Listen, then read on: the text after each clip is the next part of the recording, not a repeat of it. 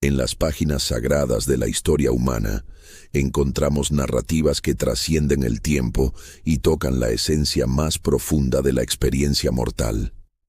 Entre estas historias se destaca la vida de un hombre cuyo nombre resuena a través de los milenios: Jacob, aquel que se convertiría en Israel. Su biografía no es meramente un relato histórico, sino un espejo del alma humana en su jornada hacia la redención. El Eterno, en su infinita sabiduría, escoge instrumentos imperfectos para realizar propósitos perfectos. A través de la vida de Jacob, contemplamos no solo los vericuetos de la providencia divina, sino también los caminos tortuosos por los cuales el alma humana navega entre sus ambiciones terrenales y su destino celestial. Esta narrativa nos invita a examinar cómo el Creador moldea caracteres a través de circunstancias, cómo transforma debilidades en fortalezas, y cómo la gracia divina opera aún cuando los protagonistas de su historia parecen menos dignos de tales intervenciones. En el seno de Rebeca, esposa de Isaac, una batalla comenzó incluso antes de que se tomara el primer aliento. El movimiento inquieto dentro de su vientre no era meramente físico, era profético. La mujer, perturbada por esta agitación sobrenatural, buscó el rostro del Señor y recibió una revelación que ecoaría a través de las generaciones. 2 naciones habitan en tu vientre, y 2 pueblos de tus entrañas saldrán. Un pueblo prevalecerá sobre el otro y el mayor servirá al menor. Esta profecía desafiaba todas las convenciones sociales de la época. En la cultura patriarcal del antiguo Oriente Próximo, la primogenitura era sagrada, inviolable.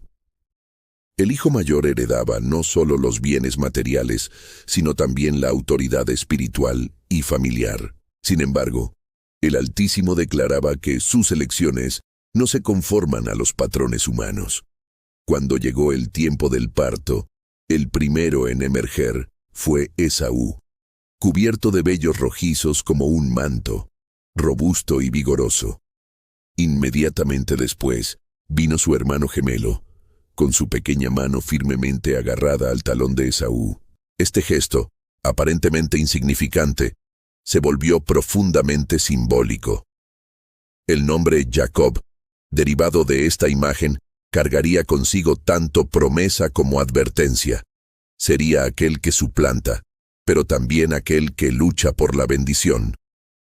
Desde el vientre materno, estos 2 representaban arquetipos distintos de la experiencia humana. Esaú, el hombre natural, guiado por instintos inmediatos. Jacob, el hombre espiritual, aunque inicialmente mal orientado en sus métodos, pero con sed de las cosas eternas. Los años formativos revelaron personalidades contrastantes. Esaú se desarrolló como cazador hábil, hombre de los campos abiertos, cuya fuerza física y destreza en la caza conquistaron la admiración paterna. Isaac encontraba placer en las carnes silvestres que su primogénito traía, y este aprecio culinario gradualmente se transformó en preferencia emocional. Jacob, por su parte, era hombre de temperamento contemplativo, prefiriendo la quietud de las tiendas familiares. Esta inclinación no representaba debilidad, sino una naturaleza más reflexiva, más propensa a la meditación y la planeación. Mientras Esaú vivía el presente con intensidad, Jacob ya contemplaba futuros posibles. El favoritismo paternal se estableció de forma peligrosa en la casa de Isaac. Las Escrituras registran sin rodeos: Isaac amaba a Esaú porque comía de su casa, pero Rebeca amaba a Jacob. Esta división de afectos plantó semillas de discordia que florecerían en conflictos duraderos. La dinámica familiar de Jacob ofrece perspectivas profundas sobre cómo las preferencias parentales pueden moldear personalidades y destinos. Jacob creció sabiendo que necesitaba competir por el amor paterno, una realidad que agudizó tanto su inteligencia estratégica como su tendencia a la manipulación. Sin embargo, aún en estas circunstancias imperfectas, la mano divina estaba operando. El Señor permitió que Jacob fuera formado a través de la adversidad, preparándolo para responsabilidades futuras que exigirían no solo astucia, sino también resistencia emocional y espiritual. Un día, cuando el sol abrasaba la tierra y Jacob preparaba un guisado rojo y aromático junto a las tiendas, Esaú regresaba de una cacería infructuosa. El hambre que sentía trascendía lo meramente físico. Era una necesidad urgente, desesperante, que nublaba su juicio. La conversación que siguió revelaría la naturaleza fundamental de ambos hermanos.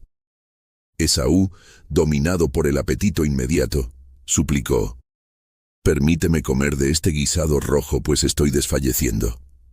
La respuesta de Jacob no vino cargada de compasión fraternal, sino de oportunismo calculado. «Véndeme primero tu derecho de primogenitura». Para comprender la magnitud de esta transacción, debemos entender lo que representaba la primogenitura en la cultura hebrea. No era meramente una cuestión de herencia material, aunque esto incluía una porción doble de los bienes familiares. Más significativamente, el primogénito cargaba la responsabilidad espiritual de la familia, sirviendo como sacerdote doméstico y guardián de las promesas divinas hechas a los patriarcas. En el caso específico de Esaú, la primogenitura incluía las promesas abrahámicas, la tierra prometida, una descendencia innumerable como las estrellas de los cielos, y la bendición que alcanzaría a todas las naciones de la tierra. Era, literalmente, una herencia con dimensiones eternas. La respuesta de Esaú revela una filosofía de vida fundamentalmente materialista. «He aquí que estoy a punto de morir, ¿de qué me aprovechará la primogenitura?». Esta declaración aparentemente pragmática en realidad demuestra una incapacidad trágica de percibir valores que trascienden el momento presente. Esaú no estaba literalmente muriendo de hambre. Su declaración era hiperbólica, expresando la tiranía del apetito sobre el razonamiento.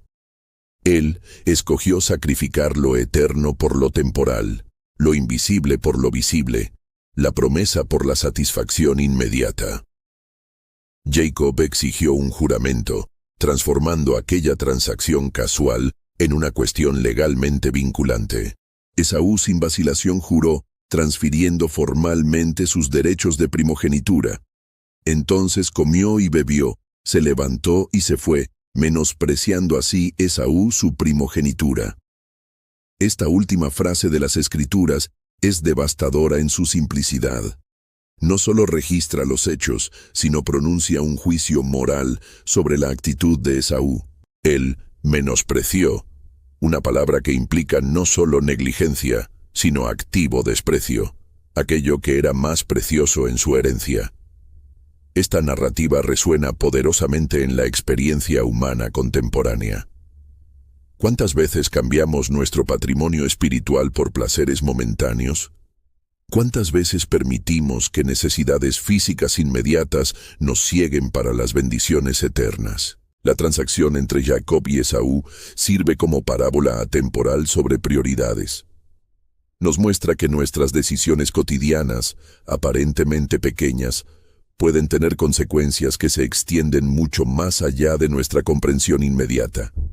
Jacob, aunque utilizando métodos cuestionables, demostró valorar lo que era espiritualmente significativo. Esta valoración, aun cuando se mezclara con motivaciones imperfectas, sería la base sobre la cual Dios construiría su relación futura con él.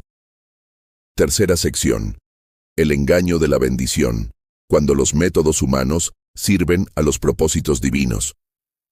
Años pasaron desde la transacción de la primogenitura, e Isaac, ahora anciano con visión oscurecida por la edad, sentía la proximidad de la muerte. Siguiendo las tradiciones patriarcales, deseaba pronunciar la bendición final sobre su hijo primogénito antes de partir de esta vida.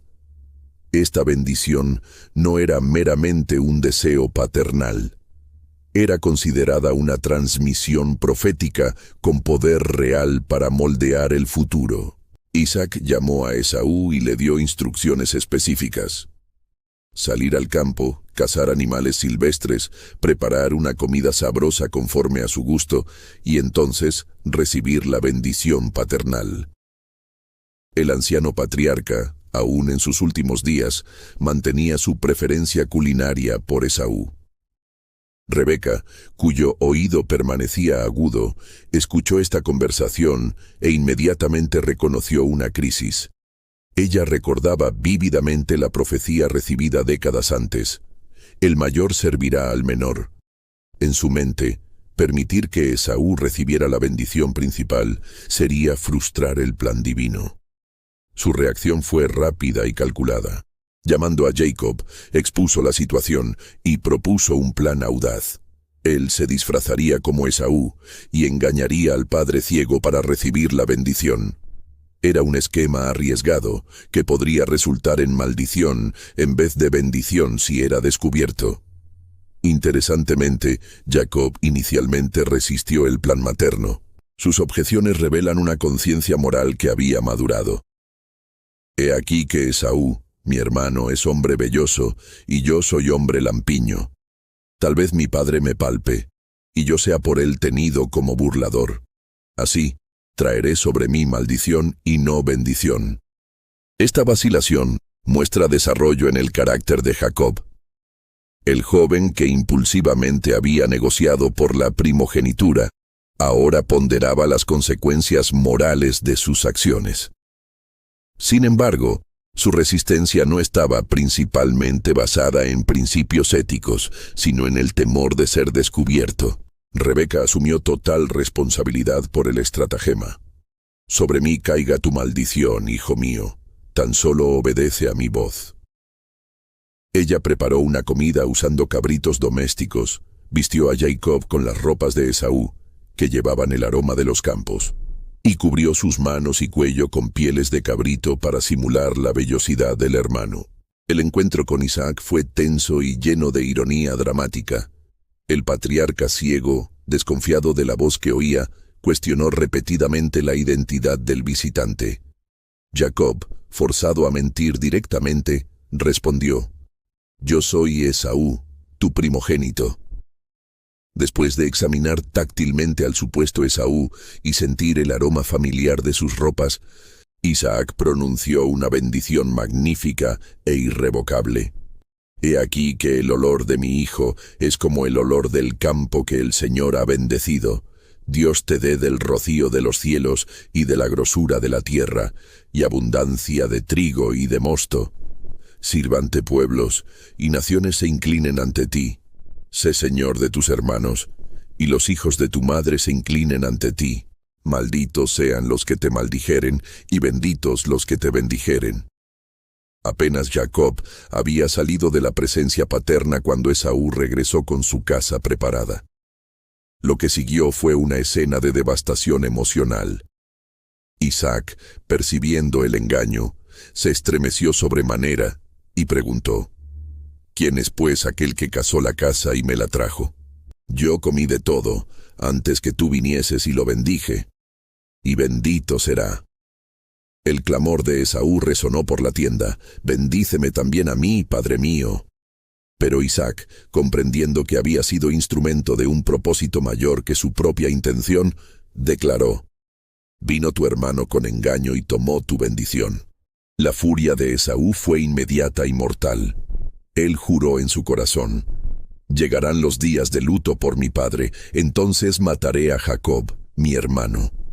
Rebeca, informada de esta amenaza, inmediatamente aconsejó a Jacob huir a Harán, a la casa de su hermano Labán, hasta que la ira de Esaú se calmara. Este episodio presenta complejidades teológicas fascinantes.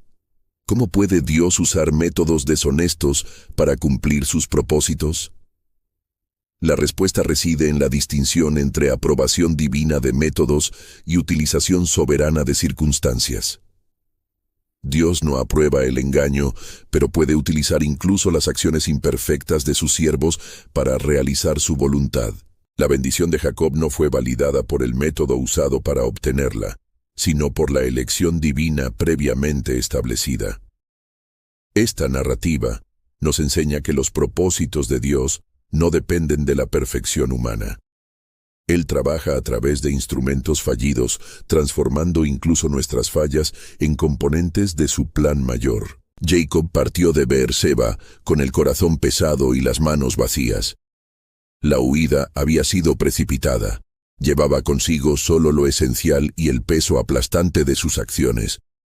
Por primera vez en su vida, estaba completamente solo, separado de la protección familiar y enfrentando un futuro incierto. Durante el día, el sol abrasador del desierto castigaba su jornada. Por la noche, el frío penetrante de las mesetas ponía a prueba su resistencia. Era una experiencia de despojamiento total, no solo material, sino emocional y espiritual. Cuando la oscuridad descendió sobre él en un lugar que más tarde sería conocido como Betel, Jacob encontró solo una piedra para servir como almohada. Esta imagen es profundamente simbólica. El hombre que había vivido en el confort de las tiendas familiares ahora reposaba sobre la dureza de la piedra cruda.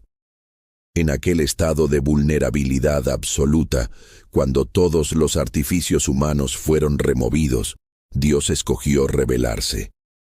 El sueño que Jacob recibió aquella noche transformaría para siempre su comprensión de la realidad espiritual. En el sueño, Jacob vio una escalera que se extendía de la tierra hasta los cielos, con ángeles de Dios subiendo y bajando por ella. En la cima de la escalera estaba el mismo Señor. Esta visión revolucionaria revelaba que el cielo y la tierra no eran dominios desconectados. Había comunicación constante, movimiento perpetuo entre los dos reinos.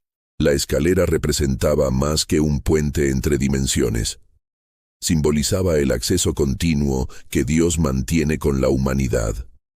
Los ángeles subiendo y bajando sugerían que las oraciones suben y las bendiciones bajan, que hay un intercambio constante entre lo divino y lo terreno. Más significativo que la visión fue la palabra que Dios habló.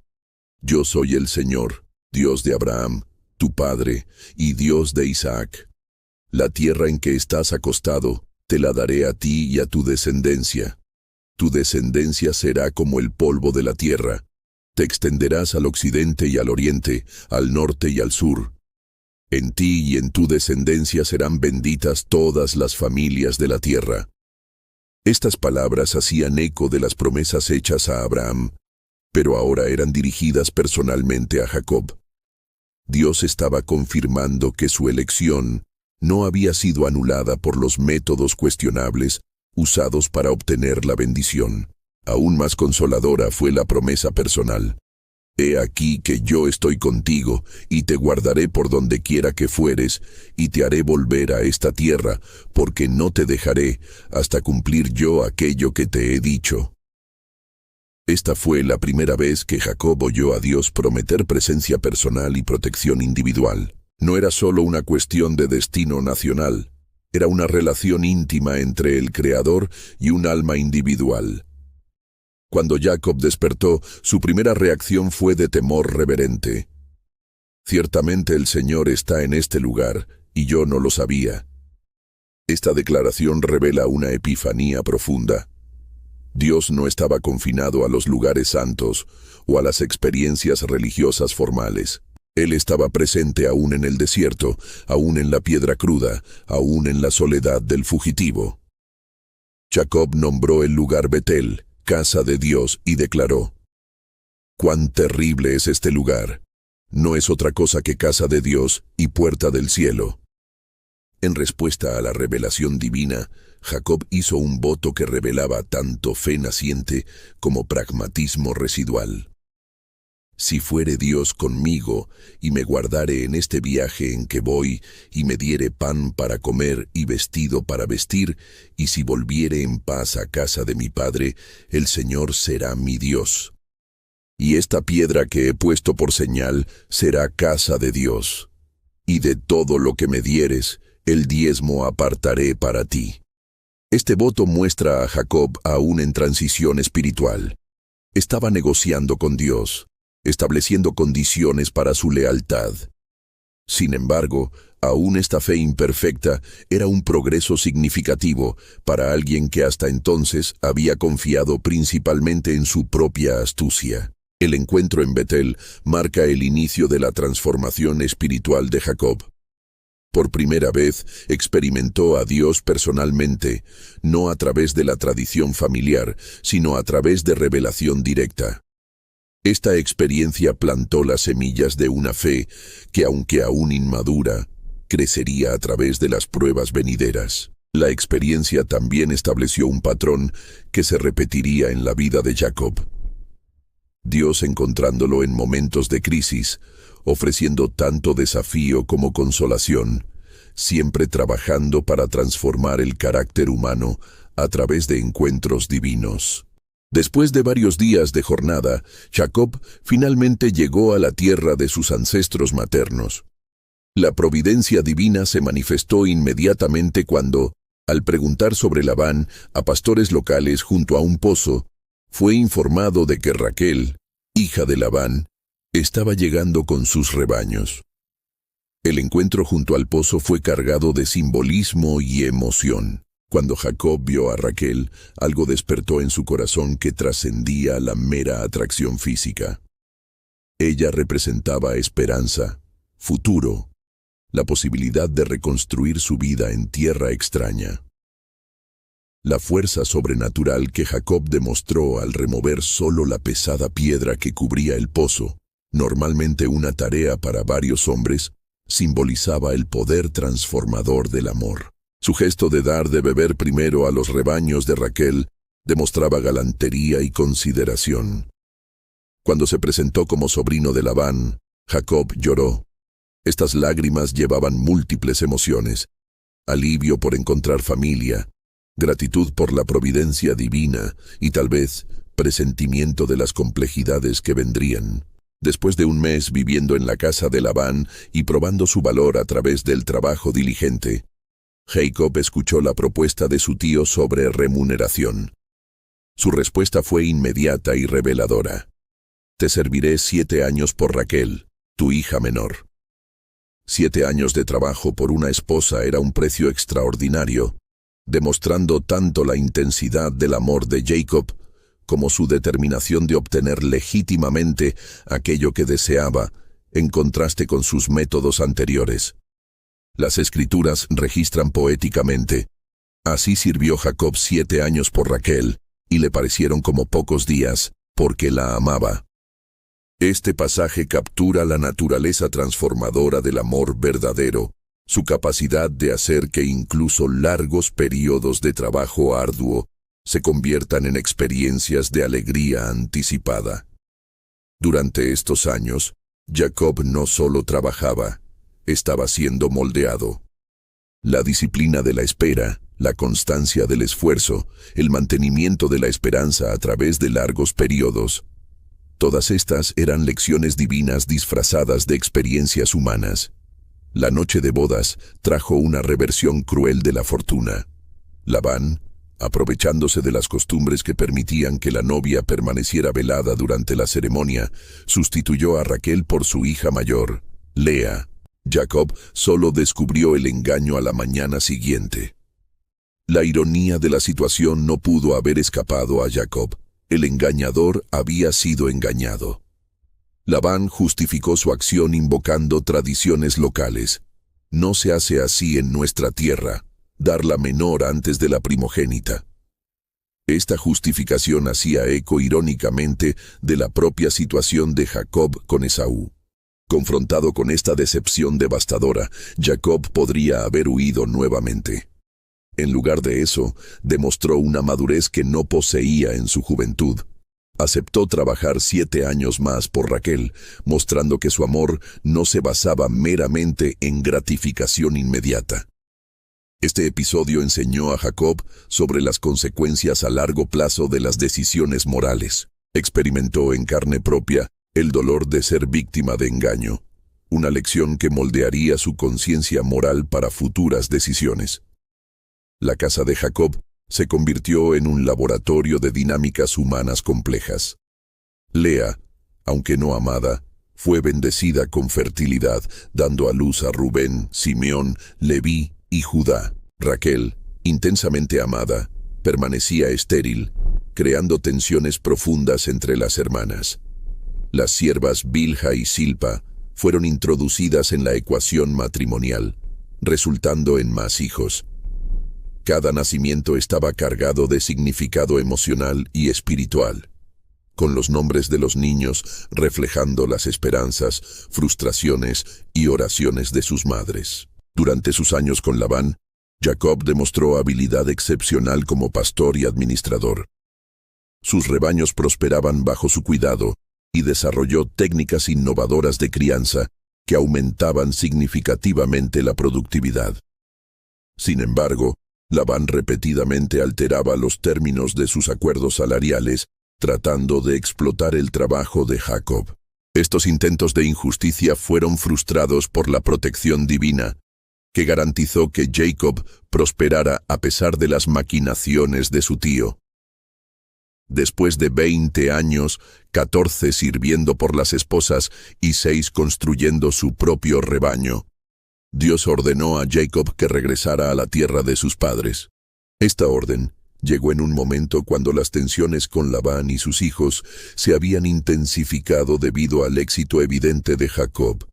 La decisión de partir fue tomada en consulta con sus esposas, demostrando la madurez de Jacob en liderazgo familiar. Raquel y Lea, unidas por su experiencia compartida de ser hijas de un padre manipulativo, estuvieron de acuerdo con la partida. Los años con Labán representaron una escuela divina intensiva para Jacob.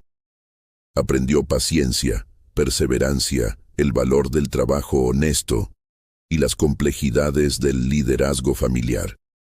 Más importante, descubrió que Dios estaba con él aún en tierra extraña, protegiéndolo y bendiciéndolo a pesar de las circunstancias adversas. Cuando finalmente partió de Harán, Jacob ya no era el joven fugitivo que había llegado 2 décadas antes. Era un patriarca experimentado, con una gran familia y considerable riqueza, pero aún enfrentaría sus mayores desafíos en el camino de regreso a casa. El viaje de vuelta a la tierra prometida estaba cargado de expectativa y aprensión. Jacob sabía que eventualmente tendría que enfrentar a Esaú, y las noticias que recibió no eran alentadoras. Sus mensajeros regresaron reportando que Esaú venía a su encuentro con 400 hombres, un número que sugería preparación militar. El miedo que dominó a Jacob en este momento revelaba que, a pesar de todos los años de crecimiento y prosperidad, aún cargaba la culpa de sus acciones pasadas. La memoria del hermano herido y enfurecido se había convertido en una sombra constante en su conciencia. La respuesta de Jacob a la crisis demostró tanto su astucia natural como su desarrollo espiritual. Primero, implementó medidas prácticas. Dividió su caravana en 2 grupos, esperando que si uno fuera atacado, el otro pudiera escapar. Envió regalos elaborados por delante, buscando apaciguar la posible ira de Esaú. Sin embargo, más significativo fue el hecho de que también oró. Su oración, registrada en las Escrituras, es una de las más hermosas y humildes de la Biblia. Oh Dios de mi padre Abraham y Dios de mi padre Isaac, oh Señor que me dijiste, vuélvete a tu tierra y a tu parentela, y yo te haré bien. Menor soy yo que todas las misericordias y que toda la verdad que has usado para con tu siervo. En la noche anterior al encuentro con Esaú, Jacob tomó una decisión extraordinaria. Envió a su familia y todas sus posesiones a través del vado de Jaboc, permaneciendo solo del otro lado del río. Esta separación deliberada creó un espacio sagrado donde Dios podría operar sin distracciones. La soledad de Jacob aquella noche no fue accidental. Había momentos en la experiencia espiritual cuando el individuo debe estar completamente solo con Dios, cuando todas las seguridades humanas deben ser removidas para que el encuentro divino pueda ocurrir en su plenitud. Lo que aconteció aquella noche trasciende la explicación natural. Un hombre, identificado posteriormente como el mismo Dios en forma angelical, atacó a Jacob, iniciando una lucha que duró hasta el amanecer. Esta no era meramente una lucha física, sino un enfrentamiento espiritual de proporciones cósmicas. Jacob luchó con toda su fuerza y descubrió que estaba enfrentando a un oponente que podría destruirlo instantáneamente, pero escogía no hacerlo. La lucha representaba el conflicto interno de Jacob, entre su voluntad natural y la voluntad divina, entre su pasado culpable y su futuro prometido. Cuando el visitante celestial vio que Jacob no cedía, tocó la coyuntura de su muslo, dislocándola. Esta herida fue profundamente simbólica. Representaba la ruptura de su fuerza natural, el fin de su dependencia en su propia astucia y capacidad. Paradójicamente, fue cuando Jacob fue herido que demostró su mayor fuerza espiritual. En lugar de soltar a su oponente, se aferró aún más firmemente, declarando: «No te dejaré ir si no me bendices». La pregunta del visitante, «¿Cuál es tu nombre?», fue más que una solicitud de identificación. Era una invitación a la confesión, un momento para que Jacob enfrentara completamente quién había sido. Cuando respondió Jacob, estaba admitiendo no solo su identidad, sino toda la historia de manipulación y engaño asociada a ese nombre. La respuesta divina fue transformadora. «No se dirá más tu nombre, Jacob, sino Israel, porque como príncipe has luchado con Dios y con los hombres, y has vencido». El nuevo nombre no solo cambiaba su identidad, revelaba su destino. Israel significaba aquel que lucha con Dios. Pero esta lucha no era de rebelión, sino de persistencia en la búsqueda de la bendición divina. Cuando Jacob preguntó el nombre de su oponente, no recibió respuesta directa, pero fue bendecido. Esta bendición confirmó que había verdaderamente encontrado a Dios cara a cara. Jacob nombró el lugar Peniel, declarando: «Vi a Dios cara a cara, y fue librada mi alma». Este encuentro marcó el punto culminante de la transformación espiritual de Jacob. Ya no dependía únicamente de su astucia humana. Ahora llevaba una marca divina, una herida que lo recordaría para siempre de su dependencia de Dios. Cuando el sol salió, Jacob cruzó Peniel cojeando. La cojera era paradójicamente una señal de victoria. Había prevalecido no a través de fuerza física, sino a través de persistencia espiritual. La herida se convirtió en un símbolo de su transformación, quebrado en su fuerza natural, pero fortalecido en su relación con Dios. Después de la noche transformadora en Jaboc, Israel, como ahora debería ser llamado, se dirigió al encuentro con Esaú, con un corazón fundamentalmente cambiado. Ya no era el engañador huyendo de sus consecuencias, sino un hombre que había encontrado a Dios y recibido una nueva identidad. Cuando avistó a Esaú acercándose con 400 hombres, Israel organizó a su familia en formación protectiva, colocando a las siervas y sus hijos al frente, después a Lea y sus hijos, y finalmente a Raquel y José. Él mismo fue al frente, postrándose 7 veces mientras se acercaba a su hermano.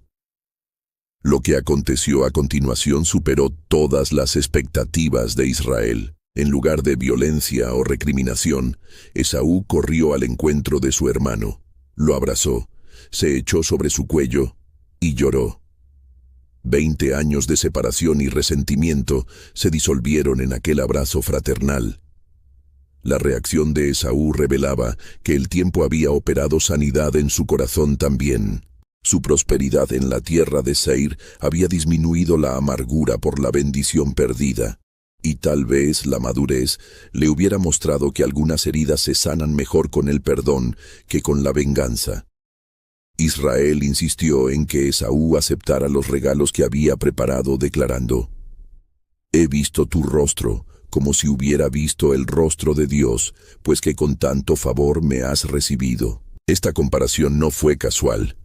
Israel acababa de ver literalmente el rostro de Dios, y ahora veía reflejos de esa gracia divina en el perdón de su hermano. Cuando Esaú propuso que viajaran juntos, Israel sabiamente declinó, explicando que necesitaba moverse más lentamente debido a los niños y los rebaños. Esta decisión demostraba sabiduría pastoral. Reconocía que aunque la reconciliación fuera genuina, cada hermano tenía su propio destino que cumplir. La separación no fue por animosidad, sino por propósito divino. Esaú regresó a Seir, donde establecería la nación edomita, mientras Israel seguiría hacia la tierra prometida, donde sus tribus formarían la nación escogida. Después de la reconciliación con Esaú, Israel se estableció primero en Sucot, donde construyó casa para sí y refugios para su ganado. Posteriormente se mudó a Siquem, donde compró un pedazo de tierra y levantó un altar, llamándolo el Elohe Israel, Dios, el Dios de Israel. Esta compra de tierra era profundamente significativa. Era la primera propiedad que Israel poseía en la tierra prometida, un cumplimiento inicial de las promesas hechas en Betel décadas antes. La vida patriarcal fue interrumpida por una tragedia familiar cuando Dina, hija de Israel con Lea, fue deshonrada por Siquem, príncipe de la región. El incidente desencadenó una respuesta violenta de sus hermanos Simeón y Leví, quienes engañaron a los siquemitas y masacraron a todos los hombres de la ciudad. Israel quedó perturbado no solo por la violencia, sino por la mancha que este acto trajo sobre su nombre en la región. Sus hijos justificaron sus acciones preguntando: ¿había él de tratar a nuestra hermana como a una ramera? El incidente revelaba las tensiones entre justicia personal y convivencia pacífica con los pueblos cananeos. Dios ordenó a Israel que subiera a Betel, el lugar donde había recibido la primera revelación divina durante su huida. Esta orden llegó en momento apropiado. Después de los eventos traumáticos en Siquem, Israel necesitaba renovación espiritual. La preparación para esta jornada incluyó la purificación de su casa. Israel ordenó que todos se deshicieran de los ídolos extranjeros que poseían, cambiaran sus ropas y se purificaran. Los ídolos fueron enterrados debajo de la encina que estaba junto a Siquem, simbolizando el abandono definitivo de prácticas paganas. En Betel, Dios apareció nuevamente a Israel, confirmando su cambio de nombre y renovando las promesas patriarcales. Tu nombre es Jacob. No se llamará más tu nombre Jacob, sino Israel será tu nombre. La repetición de esta confirmación enfatizaba la permanencia de la transformación. Las promesas también fueron reafirmadas. Yo soy el Dios Todopoderoso, fructifica y multiplícate. Una nación y conjunto de naciones procederán de ti, y reyes saldrán de tus lomos. La alegría de la renovación espiritual fue seguida por profunda tristeza, cuando Raquel murió durante el parto de su segundo hijo, Benjamín. Sus últimas palabras fueron llamar al niño Ben-Oni, hijo de mi tristeza. Pero Israel cambió el nombre a Benjamín, hijo de la mano derecha. La muerte de Raquel marcó el fin de uno de los grandes amores de la literatura bíblica. Israel la sepultó en el camino hacia Efrata, Belén, levantando una columna sobre su sepulcro que permanecería como memorial por generaciones. Otro episodio doloroso ocurrió cuando Rubén, el primogénito de Israel, se acostó con Bila, concubina de su padre. Este acto de rebelión no solo violó la santidad de la familia patriarcal, sino que también desafió la autoridad paterna de una forma que tendría consecuencias duraderas para la futura distribución de las bendiciones tribales. La narrativa registra también la muerte de Isaac a los 180 años. Sus hijos Israel y Esaú, reconciliados, lo sepultaron juntos en la cueva de Macpela. Esta escena de unidad familiar en el momento del duelo demostraba que la reconciliación entre los hermanos había sido genuina y duradera. Entre todos los hijos de Israel, José ocupaba un lugar especial en el corazón paterno. Nacido de Raquel en la vejez del patriarca, José era constantemente favorecido con regalos y atención especial. La túnica de diversos colores que Israel le dio se convirtió en símbolo de esta preferencia, generando resentimiento entre sus hermanos. El favoritismo de Israel repetía los patrones destructivos que él mismo había experimentado en la casa de Isaac. Como muchas veces sucede en la experiencia humana, las lecciones aprendidas a través del sufrimiento no siempre se aplican en la prevención de sufrimientos similares en las generaciones siguientes. José, aún joven e ingenuo, compartió con su familia dos sueños que parecían predecir su futura supremacía sobre ellos. En el primer sueño, las gavillas de sus hermanos se inclinaban ante su gavilla. En el segundo, el sol, la luna y 11 estrellas se postraban ante él. Estos sueños, aunque verdaderamente proféticos, fueron recibidos con irritación y envidia. Incluso Israel reprendió a José, preguntando: ¿Qué sueño es este que soñaste? ¿Acaso vendremos yo y tu madre y tus hermanos a postrarnos en tierra ante ti? La tensión familiar llegó al punto crítico cuando Israel envió a José para verificar el bienestar de sus hermanos que pastoreaban rebaños en Siquem. Cuando los hermanos lo vieron acercarse, tramaron matarlo, diciendo: «He aquí viene el soñador. Ahora pues venid, y matémosle y echémosle en una cisterna, y diremos: alguna mala bestia lo devoró, y veremos qué será de sus sueños». Rubén trató de salvar a José, sugiriendo que lo echaran en la cisterna sin matarlo, planeando secretamente rescatarlo después. Sin embargo, cuando una caravana de ismaelitas pasó, Judá propuso vender a José como esclavo, argumentando: «¿Qué provecho hay en que matemos a nuestro hermano y encubramos su muerte?»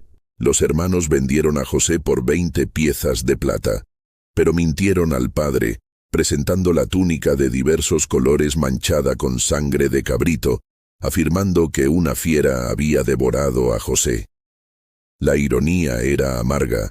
Usaron el mismo animal, cabrito, y el mismo método, engaño, que Israel había usado para engañar a Isaac décadas antes. Israel se entregó a una tristeza inconsolable, declarando: «Enlutado descenderé hasta mi hijo al Seol». Sus hijos trataron de consolarlo, pero él rehusaba ser consolado, no sabiendo que José vivía y que ellos eran los autores de su propia tragedia familiar. Este episodio ilustra cómo los patrones familiares disfuncionales se perpetúan a través de las generaciones. El favoritismo que Israel había sufrido lo reprodujo con José. La propensión al engaño que había caracterizado su juventud reapareció en sus hijos. Las heridas no sanadas de una generación frecuentemente se manifiestan en las heridas de la siguiente. 22 años pasaron desde la supuesta muerte de José, e Israel llevaba este dolor como una herida que nunca cicatrizaba. El hambre que azotó la región forzó una decisión difícil: enviar a sus hijos a Egipto para comprar cereales, manteniendo solo a Benjamín consigo por temor de perder a otro hijo de Raquel.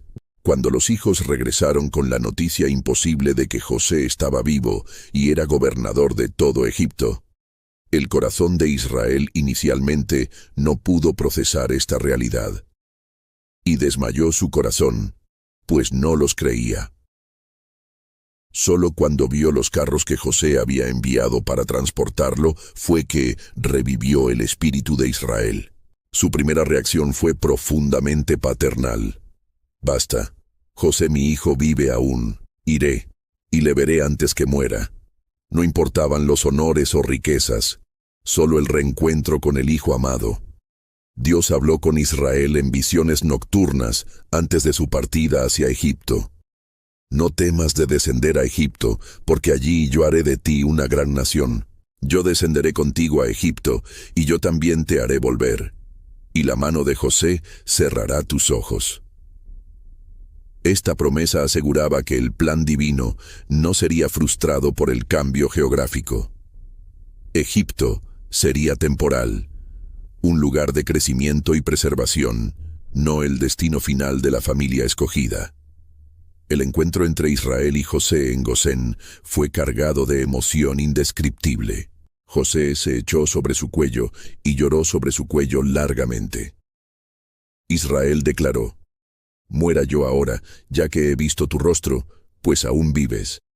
Este reencuentro no era solo personal, era el cumplimiento de la providencia divina que había transformado el mal intentado por los hermanos en bien para preservación de muchas vidas. José presentó a su padre ante Faraón con evidente orgullo. Israel, a pesar de ser un pastor nómada en una cultura que despreciaba a los pastores, mantuvo su dignidad patriarcal, bendiciendo al poderoso gobernante egipcio. Cuando Faraón preguntó su edad, Israel respondió: «Los días de los años de mi peregrinación son 130 años. Pocos y malos han sido los días de los años de mi vida, y no han llegado a los días de los años de la vida de mis padres en los días de su peregrinación». En sus últimos días, Israel realizó dos actos profundamente significativos. Primero, adoptó formalmente a los hijos de José, Efraín y Manasés, como sus propios hijos, dándoles derecho de herencia igual a los otros hijos. Segundo, invirtió el orden natural, poniendo su mano derecha sobre Efraín, el menor, y la izquierda sobre Manasés, el primogénito, profetizando que el menor sería mayor que el mayor. Israel reunió a todos sus hijos para pronunciar bendiciones proféticas sobre cada uno. Estas bendiciones no eran solo deseos paternales, sino revelaciones divinas sobre el futuro de las tribus. Judá recibió la promesa del cetro real, Leví la responsabilidad sacerdotal y José la porción doble a través de sus hijos. Antes de morir, Israel hizo jurar a sus hijos que los sepultarían en la cueva de Macpela, junto a sus antepasados Abraham e Isaac. Este pedido final demostraba que, a pesar de haber vivido en Egipto, su esperanza permanecía en la tierra de la promesa. Israel murió a los 147 años, bendecido con una vida larga que había conocido tanto las profundidades del sufrimiento como las alturas de la alegría. Su muerte fue llorada no solo por su familia, sino por los mismos egipcios, demostrando el respeto que había conquistado en tierra extranjera. José embalsamó el cuerpo de su padre según la costumbre egipcia, y lo llevó en procesión solemne para sepultarlo en Canaán. Este acto final simbolizaba que, aún en la muerte, Israel regresaba a la tierra de la promesa. La vida de Israel revela a un hombre profundamente humano en su jornada de transformación. No fue escogido por su perfección, sino a pesar de sus imperfecciones.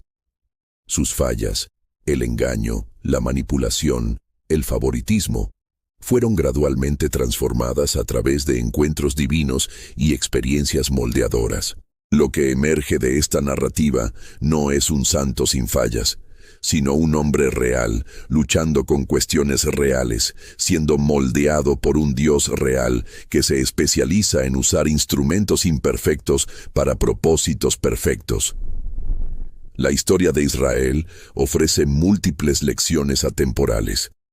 Primera, Dios trabaja a través de circunstancias imperfectas y personas fallidas. La elección divina no se basa en méritos humanos, sino en la gracia soberana. Segunda, la transformación es un proceso, no un evento instantáneo. Israel pasó décadas siendo moldeado a través de experiencias variadas, algunas dolorosas, otras alegres, pero todas contribuyendo a su formación. Tercera, los encuentros con Dios son transformadores, pero requieren rendición. En Betel, Israel recibió promesas. En Jaboc recibió una nueva identidad. Ambos encuentros exigieron vulnerabilidad y entrega. Cuarta, el perdón tiene poder transformador tanto para quien lo ofrece como para quien lo recibe. La reconciliación con Esaú demostró que el tiempo, combinado con crecimiento espiritual, puede sanar hasta las heridas más profundas. Quinta, los patrones familiares disfuncionales pueden romperse, pero requieren conciencia y esfuerzo deliberado. Israel repitió algunos de los errores de su infancia, pero también demostró capacidad de crecimiento y cambio. Tal vez la lección más profunda de esta narrativa sea sobre la naturaleza del mismo Dios. Él escogió ser conocido como el Dios de Abraham, Isaac y Jacob. No solo el Dios de los justos y perfectos, sino el Dios de aquellos que luchan, que caen, que se levantan, que crecen a través de procesos dolorosos y alegres. El Dios de Israel es aquel que encuentra fugitivos en el desierto, que lucha con hombres obstinados en la oscuridad, que transforma engañadores en patriarcas, que usa incluso los errores humanos como componentes de sus planes mayores. La historia de Israel habla directamente a la experiencia humana contemporánea. En un mundo donde la perfección es frecuentemente exigida pero raramente alcanzada, esta narrativa ofrece esperanza para aquellos que se sienten inadecuados para propósitos divinos. Nos recuerda que Dios no espera que nos volvamos perfectos antes de usarnos. Nos usa en el proceso de convertirnos en lo que Él pretende que seamos. Nuestras fallas no nos descalifican automáticamente. Pueden convertirse en la materia prima a través de la cual Dios demuestra su gracia transformadora. La muerte de Israel no marcó el fin, sino una transición. Sus hijos se convertirían en las 12 tribus, sus promesas se cumplirían en una nación y su nuevo nombre, Israel, se convertiría en sinónimo del pueblo escogido de Dios. Más significativamente, a través de la tribu de Judá, vendría el Mesías prometido, haciendo de Israel un eslabón crucial en la cadena de la redención humana. El hombre que comenzó agarrado al talón de su hermano se convirtió en parte de la genealogía del Salvador del mundo. La vida de Israel es fundamentalmente una historia sobre el triunfo de la gracia divina sobre la debilidad humana. Es sobre cómo Dios toma a un hombre común, con fallas comunes, y lo transforma en un instrumento extraordinario de sus propósitos eternos. Esta transformación no aconteció a pesar de las luchas de Israel, sino a través de ellas. Cada conflicto, cada huida, cada encuentro divino, cada reconciliación contribuyó a moldearlo en el hombre que Dios pretendía que fuera. Para aquellos que se identifican con las fallas de Jacob más que con las virtudes de los santos, esta historia ofrece esperanza profunda.